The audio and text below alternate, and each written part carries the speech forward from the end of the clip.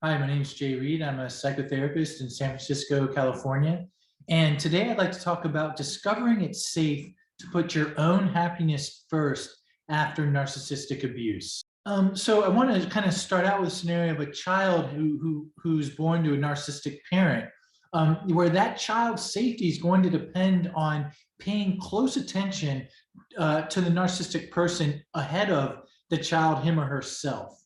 Um, and when I say attention, I really kind of mean it at the most kind of granular level. In a sort of a cognitive psychology sense, attention kind of means just where you think in the world, our consciousness has like unlimited options as to what we might kind of focus it on and pay attention to, objectively speaking. And what can happen for the child of the narcissistic parent is that attention sort of scope needs to kind of really shrink and be focused on the parent. And that's in contrast to like a child in a kind of with a good enough parent, and let's say a non-narcissistic parent, where that attention actually and rightfully needs to be kind of focused in towards the child's self, because a child is developing a sense of who they are. And in this kind of good enough relationship, that's being supported by and mirrored by that parent. Not the case, predominantly with a narcissistic parent. And so if this happens in the course of one's development with a narcissistic parent, where attention as a kind of reflexive safety measure needs to be kind of oriented to that parent, then in the process of recovery, one's nervous system can kind of begin to fire that like, hey, this isn't safe, as one tries to kind of gently redirect their attention back towards oneself. It can feel like wanting to kind of crawl out of one's skin or run, or like not be in a seated position if you're sitting, and just kind of like, I got to get out of here. Alternatively, a freeze state can befall, sort of like a bracing for what's been known to be the consequence of paying attention to oneself. And I want to emphasize how automatic the kind of orientation or reflex to pay attention more externally than internally can be. If you've had a narcissistic parent, again, from day one, without a lot of alternative figures to kind of offer a more reciprocal relational learning, then even in a kind of pre-verbal way, kind of like the sense of like, this is the air I breathe, this is kind of how my cells are organized, I pay attention to what's out there. That can be a product of learning that the way to stay safe with the narcissistic parent is to keep attention as much as possible at all times on that parent, and to not break that attention on that parent by paying attention to oneself first and foremost. And I think that it might be useful to kind of put out the kind of logic that I think a kid can, again, implicitly understand that can happen with relationship to a narcissistic parent. And that is that the child learns mom or dad, whomever is the narcissistic parent, is unhappy with him or herself. The next rule is I have to make them happy with themselves before I can be happy with myself. Now, the whammy, as it were, of this sort of like waterfall logic is that the narcissistic parent, mom or dad, is only happy with themselves when I, the child, am unhappy with myself. So as you can imagine, it's this fairly awful, tragic position that the child's put in, particularly if that child is in the scapegoated role, because he or she learns that when he or she just kind of like takes their appropriate level of pride or credit for who they are in the world, accurate level of credit, that it seems to provoke the narcissistic parent to either ignore or attack the child worse.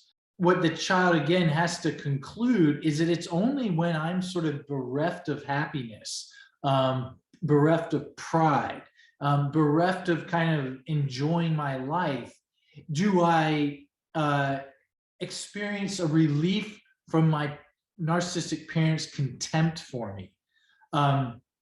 Because again, the logic is sort of that I don't think is inaccurate per se.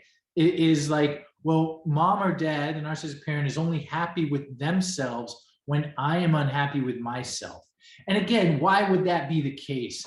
I just want to quickly review, that the psychology of the narcissistic individual is that, they experience a core sense of worthlessness that needs to kind of be met with denial.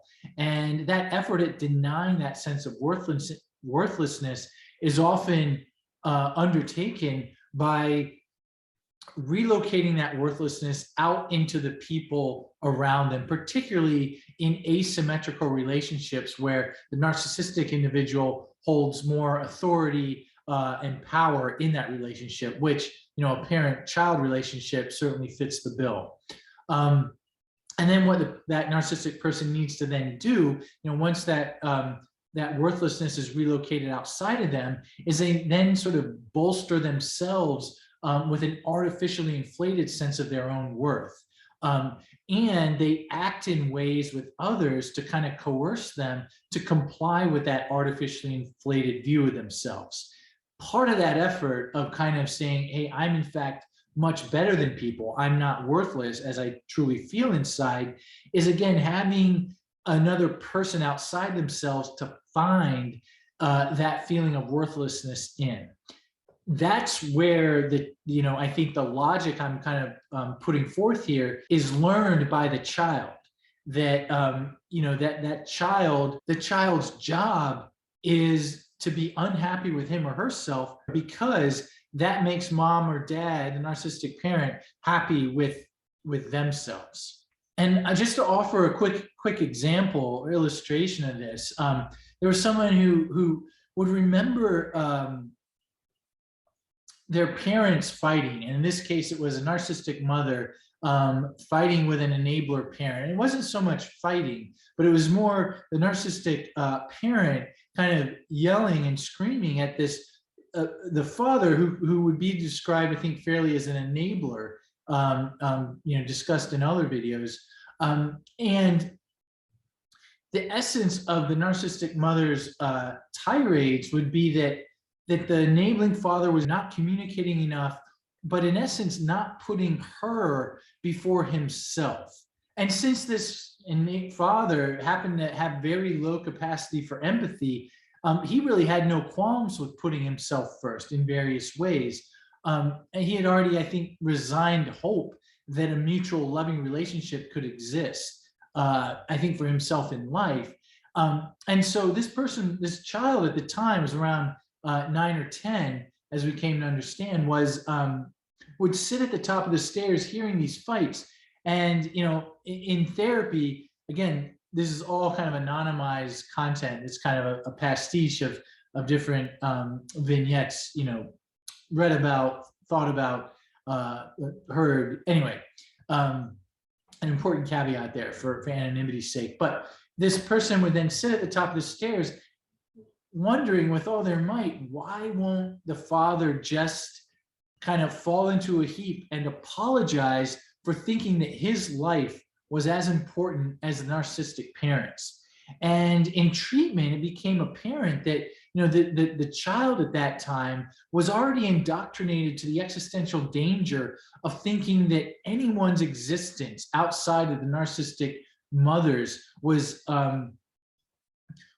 worth protecting as much as hers. This child was already indoctrinated to the tragic knowledge that it was existentially dangerous to consider his or anyone else's right to exist as being equally important as his narcissistic mother's. That the way, paradoxically, for him to survive was to adopt and cultivate an attitude towards the narcissistic mother that what she wanted, what she thought, and what she needed trumped everything else in the world, including himself, the child at the time. And that's kind of why he had the reaction he had at the top of those stairs, that he's seeing a guy, his father, fail to do what he knew from a very early age was the mandate required in being in relationship to this narcissistic parent. And for the child at that time, again, it was like 8 or 9, let's say, that by all costs, he had to maintain a relationship with that parent. So it just sort of seemed like a course of breathing oxygen that one has to kind of put themselves second and pay the most attention to the narcissistic parent, mother in this case. So having illustrated how the child learns that he cannot put him or herself first until mother or father is happy, he cannot be happy until the narcissistic parent is happy, and that parent is only happy when the child is unhappy. I do want to mention the online course for recovery of narcissistic abuse that I mentioned in the weeks prior, and just give another brief overview on the first module in the course, which can be found here, and I'll put the website address in the description box below. So you come here, and in essence, there's some feedback on what folks have said about the course so far. And then it talks about the 3-pronged strategy for recovery, which includes making sense of what happened, gaining distance from your narcissistic abuser, and third, living in defiance of the narcissist's rules. And last week, I mentioned briefly the introduction video. And so there are 8 videos in this course, over 4 hours of original content. And last week I mentioned kind of what the introduction video was about. And today I want to talk about module 1, the scapegoated survivor of narcissistic abuse. Because this is really about the kind of making sense of what happened piece of recovery. And I'm excited about this module because it explores an important facet of the experience of the child in relationship to the narcissistic parent, where there can be an initial sense of kind of mutual idealization, where the parent really regards the child as her own special little guy or girl. And of course, the child sort of programmed to regard that parent as the most, special, wise, strong, protective person in the world.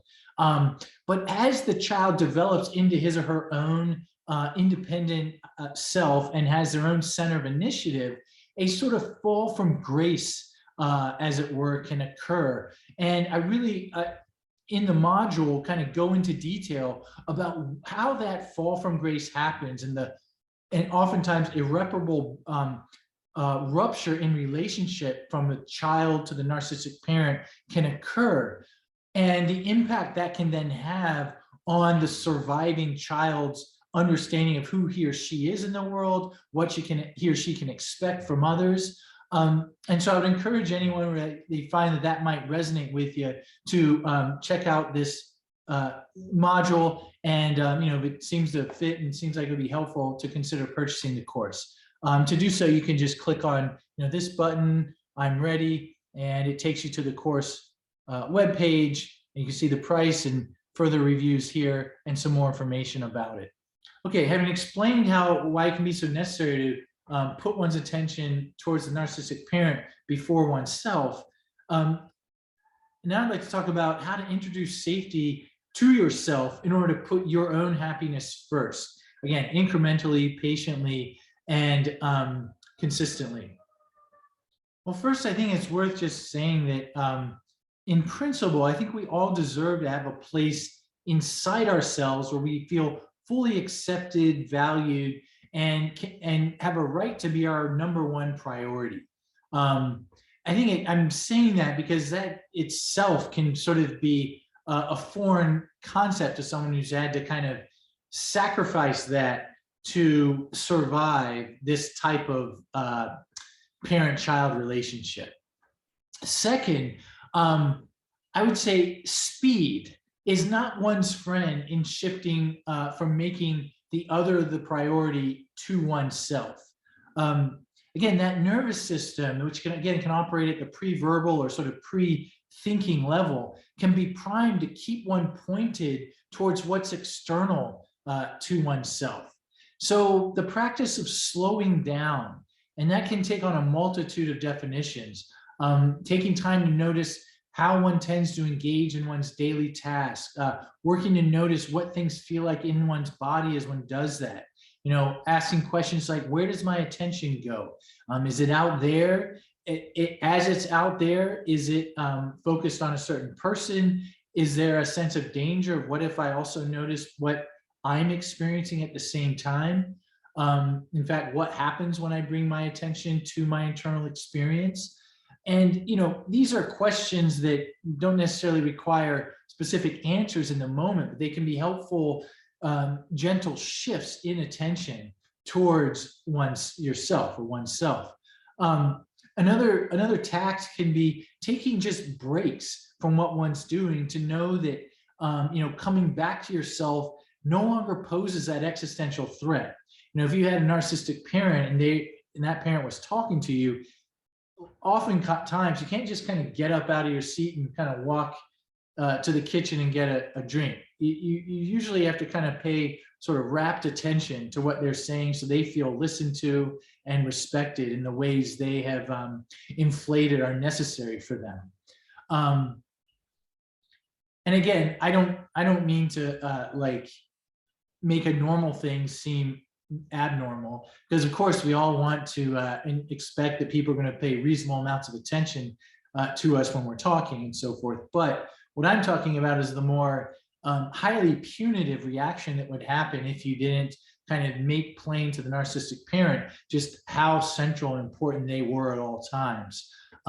So if it's possible to take sort of mini breaks, whether it's 30 seconds or 1 minute, throughout one's day, that can help to, again, educate your nervous system that you don't have to pay rapt focused attention on something other than yourself in order to ensure your survival anymore.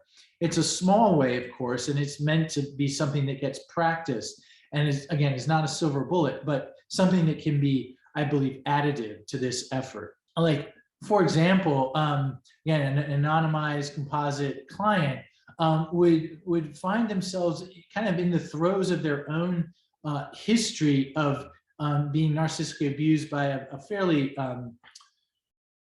both narcissistic and even kind of sadistic father, who would just kind of find various ways to kind of reject this person's right to think of anything good about himself. And one of the ways it might manifest would be at work in answering emails, where though this person was extremely articulate, well-spoken, and intelligent, they would be paralyzed with anxiety about every single word that had to be typed, thinking that it was going to set the recipient off, and it'd be the last straw. They get fired, and they knew that wasn't sort of the case upon reflection. That's truly how it felt. And one thing that proved helpful was just getting up out of the desk and kind of walking around for a few minutes and coming back. And it was just that break, so that kind of escalation spiral of, in essence, feeling like he was back in the situation he was in with his father, or rather there was sort of this, okay, a fresh feeling of like, I'm back at my desk, now let me write the email. And it was more possible to keep writing after this type of break. And third in this effort to kind of rediscover that it's safe to focus attention on oneself is patience with oneself. I mean, if your nervous system had to prime itself in this way, then it's been years in the making and under dire threat. So, gains in feeling like more capable of feeling attentive to oneself may be followed with for a period, painful return to the status quo of having to stay much, much more focused on the external. And I think that's okay and to be expected. I think in all of this, these efforts to recover, it's sort of like a what do you call it? Sinusoidal, anyway, like a wave that's kind of at a 45-ish degree angle. And sometimes in the trough part of the wave, it can feel like, oh, I'm kind of back to square one. Nothing's working as it should. And that, I think, can be its own residue from how catastrophic the abuse felt when going through it. That one really knows that kind of what it's like to feel like sort of collapsed in the face of this unending adversity. And that was, I think, often what had to be lived through. But as there's kind of these ebbs and flows of being able to pay attention to oneself safely and then feeling like it's too dangerous to, that again, over time, one becomes able to gradually pay longer and longer attention to oneself and less attention towards the outside. Well, I hope this video was helpful in laying out why it's so important to pay attention out to what's going on out there, and to offer some approaches for bringing one's attention back to oneself. Thank you again for your engagement with this channel and your comments. I wanted to say that it's remarkable to me the wisdom in the posts, in the comments that are made. And I intend to, I think they're great ideas for videos that are woven through them, and I certainly intend to address some of them going forward. But I just think it's such a credit to everyone who's posting that there could be such level of insight that's not only benefiting the person themselves, but that by sharing it with others, it seems to really help with this healing process. So thank you, and I look forward to posting again next Sunday, 9 a.m. Pacific time. Take care.